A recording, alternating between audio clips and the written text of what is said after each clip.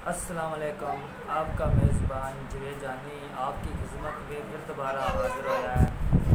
मेरा चैनल जवेद जानी टीवी, उसको चैनल को सब्सक्राइब कर लें, बेल आइकन को दबा दें।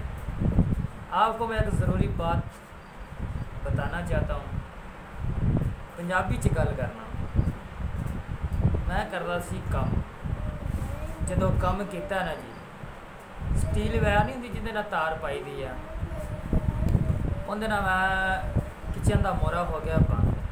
मिस्त्री या रंग वाले वो बंद कर गया। मैं वो खोलन लगा, खोल दिता, पानी पूनी नाल सब कुछ खोलिया।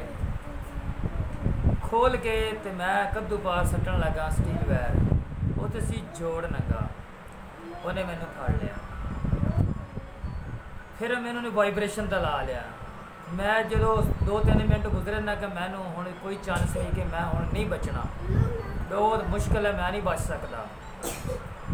इन्हें 3-4 मैनू ख्याल आया तो बत्ती चुक के मैंने थले सुट दिता।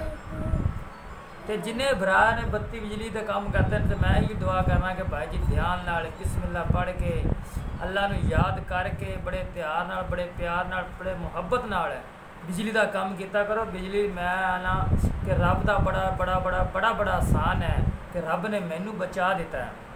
मेरे चांस कोई नहीं, ये तो मेरी जिंदगी वधी हुई सी, मैनू रब ने बचाया है, तो मेरा इरादा कोई नहीं सी बचन का।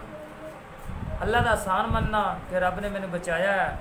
कि आपको भी मैं ना जिन्हें बिजली वाले काम करते हैं, जिन्हें दोस्त बरान बिजली का जिन्ना भी काम करते हैं, उन्होंने मैं कहना कि भाई जी अपना एहतियात नाल जिन्नी भी एहतियात है करनी चाहिए है। तो जिमें काम करते हैं बड़े प्यार मुहब्बत नाल, बिजली किसी जिन्हें बनाई है उन्होंने नहीं माफ़ किया तो सानू माफ़ कर सकती है। पहले दस निक्के निक्के मेरे बच्चे ने, तो बस अल्लाह ताला ने जिंदगी बख्श दी, बच्चों के खातर ही बख्श दी, जिमें भी बख्श दी है उनका आसान है, तो उनके रसूल का भी आसान है जिन्हें जिंदगी दोबारा मैंने दी है। हाँ हुण मंजी ते पिया, कल भी ड्रिप लवा के आया तो हुण भी ड्रिप लवा के चलना। उन्हें आखिया तेरी कमजोरी होगी, तेरे खून साड़ दिता है। तो बिजली तेन पता पानी नहीं किसी गरीब नूं मंगण देती, तो फिर असी गरीब इंसान है। चलो अल्लाह ने बचा के दिया। अस्सलाम वालेकुम।